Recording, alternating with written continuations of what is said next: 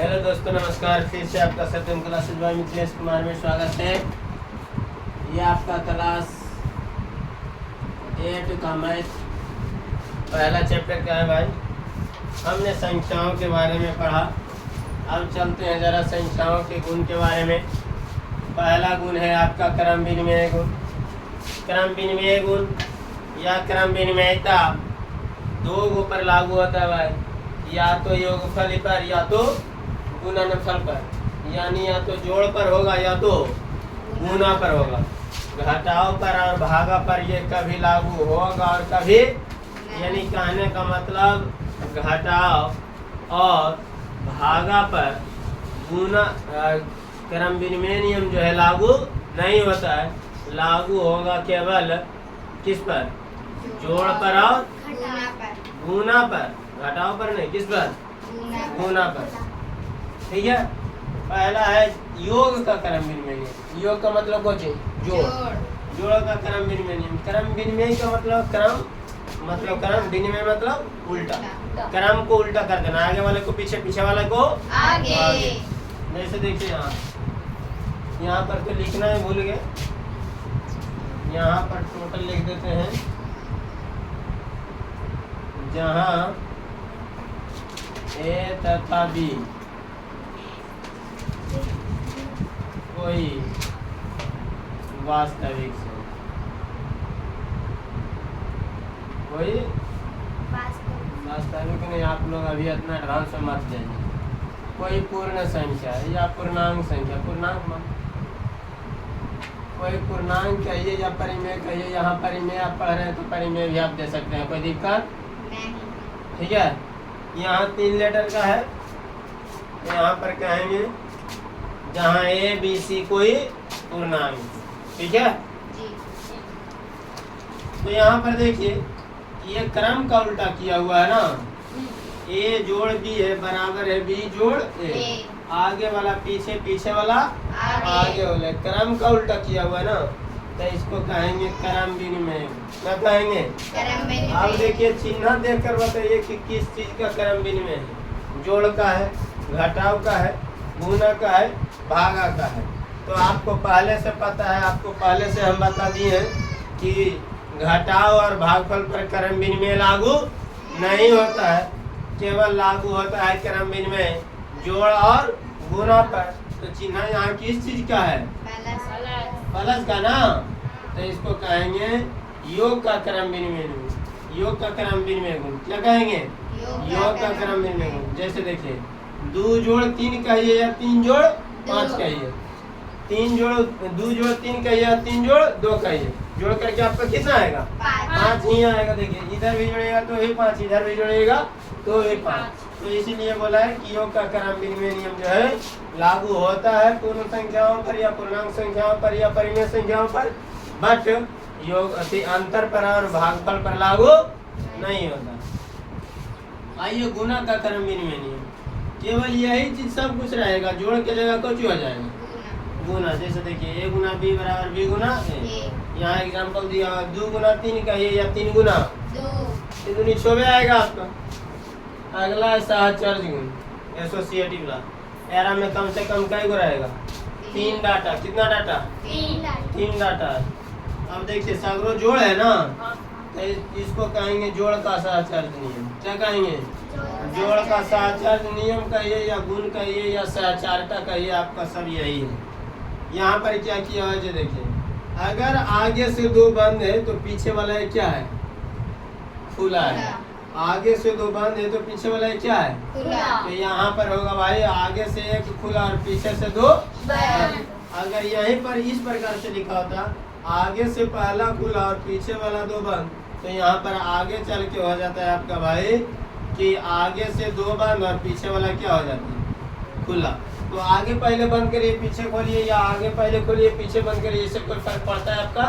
नहीं है। ठीक है ना, कोई दिक्कत? तो ये हो गया किसका? जोड़ का सहचर्य नियम। क्या हो जाएगा? जोड़ का सहचर्य नियम। जैसे देखिए पहले ब्रैकेट की क्रिया होगा 2 3 5 5 10। यहाँ भी देखिए पहले ब्रैकेट की क्रिया होगा 5 3 8 8 2 बराबर आ गया ना। तो यहाँ पर बराबर के चिन्ह दिया हो, इसका मतलब बराबर आना चाहिए। अगर बराबर आता है तो नियम फॉलो होगा, बराबर नहीं आता है तो नियम फॉलो नहीं होगा। यहाँ पर देखिए, यहाँ जोड़ के जगह केवल क्या कर दिया है, गुना। जोड़ के जगह केवल क्या कर दिया है, ए गुना बी गुना सी बराबर ए गुना बी गुना सी। यानी आगे से दो बांध है, पीछे वाला खुला, तो इस पर क्या करेंगे, आगे से खुला पीछे से तो क्या हो जाएगा बंद। चिन्ह गुना का इसलिए कहेंगे गुना का सहचर नियम। जैसे देखिए 2 गुना 3 द्वितीया, 6 पंजे पहले छोटे ब्रैकेट ना, 5 दिया 15 दूनी बराबर आए कि नहीं। तो ये आपका हो गया भाई गुना का सहचर नियम। क्या हो गया, गुना का सहचर नियम। अगला है वितरण नियम। वितरण नियम का मतलब, वितरण मतलब क्या होता है, बंटवारा। वितरण मतलब क्या होता है, बंटवारा होता है ना। तो ये बटेगा, पहला है ए इंटू बी प्लस सी।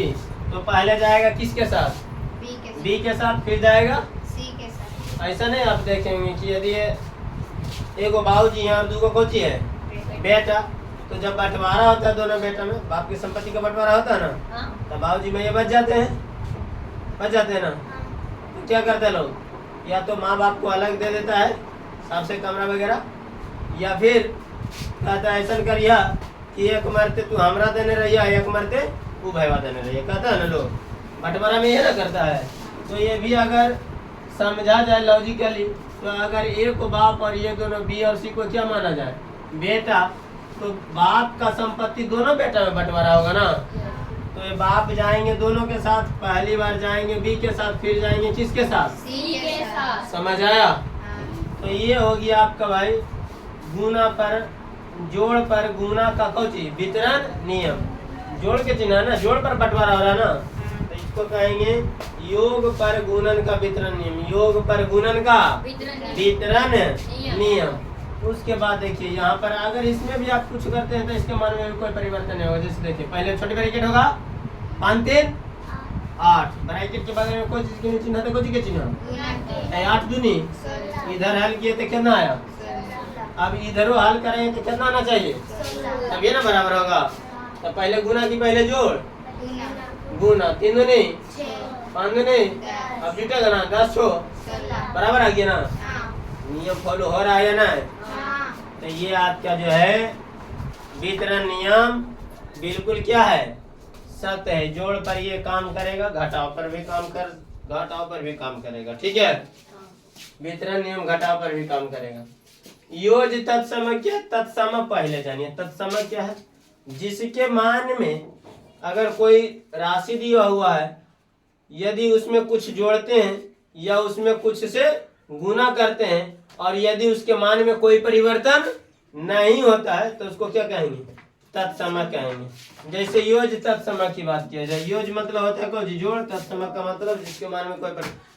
तो किसी भी संख्या में क्या ऐसा जोड़ा जाए कि उसके मान में कोई परिवर्तन नहीं होगा, जीरो। किसी में जीरो जोड़ देंगे तो उसके मान में कोई परिवर्तन होगा, तो इसीलिए शून्य को कहेंगे कौची, योज तत्सम।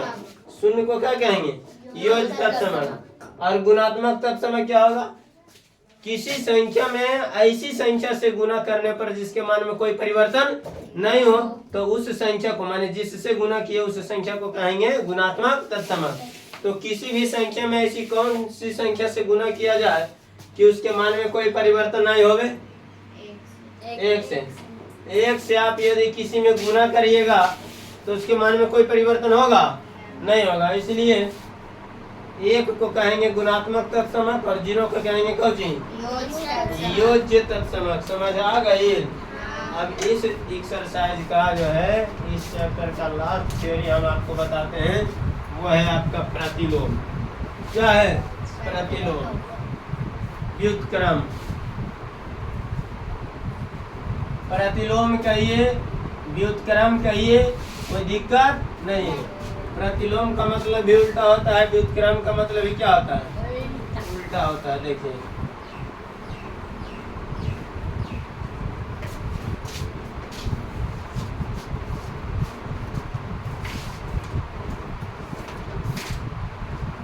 प्रतिलोम या व्युत्क्रम,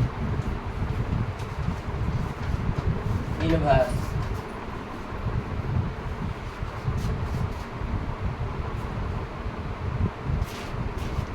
किसी राशि के या किसी संख्या के, ठीक है, किसी राशि के विपरीत अर्थ वाले कथन को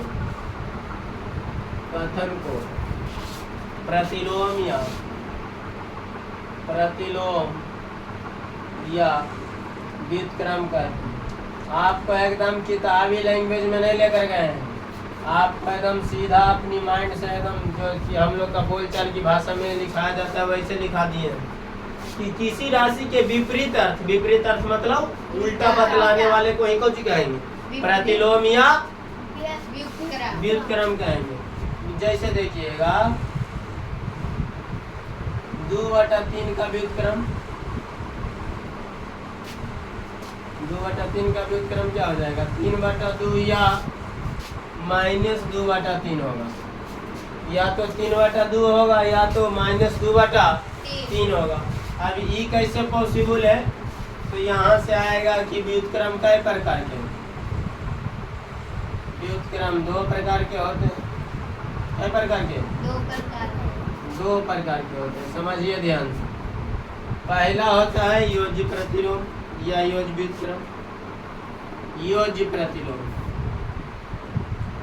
योज्य प्रतिलोम कहिए या व्युत्क्रम कहिए, कोई दिक्कत नहीं है। योज्य प्रतिलोम, इसमें क्या होगा, केवल जो है चिन्ह परिवर्तन होगा। इसमें हम एकदम शॉर्ट तरीका से लिख देते हैं, केवल चिन्ह परिवर्तन, केवल चिन्ह परिवर्तन। चिन्ह परिवर्तन का मतलब हुआ कुछ प्लस रहेगा तो माइनस हो जाएगा, माइनस रहेगा तो प्लस। जैसे आज फॉर एग्जांपल के तौर पर चलिएगा, तो यदि ए का योज्य प्रतिलोम बोला जाए, ए का योज्य प्रतिलोम बोला जाए, तो आपका ए का योज्य प्रतिलोम प्लस में है ना, योज्य प्रतिलोम कुछ में होगा माइनस। जैसे कहा जाए a/b का योज्य प्रतिलोम बोलिए, तो योज्य प्रतिलोम बन रहा ना, योज्य प्रतिलोम बोले भाई तो चिन्ह केवल चेंज करना है, प्लस में है ना, कौन में होगा -a/b, कोई दिक्कत। अब देखिए इसका दूसरा प्रकार आता है जो आपका है गुणात्मक प्रतिलोम। कौन सा आता है, गुणात्मक प्रतिलोम। अब ये गुणात्मक प्रतिलोम क्या है, तो गुणात्मक प्रतिलोम हो जाएगा अंश वाला हर में, हर वाला अंश में।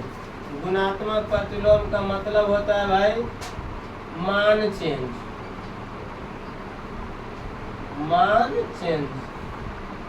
मान परिवर्तन, अर्थात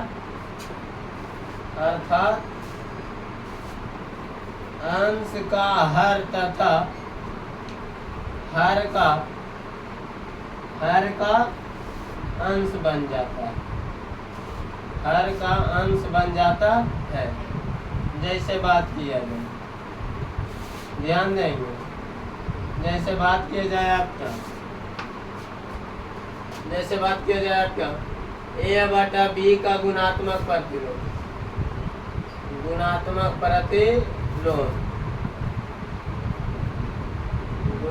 प्रतिलोम क्या हो जाएगा, इसका उल्टा b/a, नीचे वाला ऊपर वाला नीचे, कहा देवा जाए भाई 2 का गुणात्मक प्रतिलोम, तो जिसके नीचे में कुछ नहीं होता है उसके नीचे में कितना होता है 1, तो ये चेंज हो जाएगा ना, क्या हो जाएगा आपका 1/2, जिसके नीचे में कुछ नहीं होता उसके नीचे में कितना होता है 1।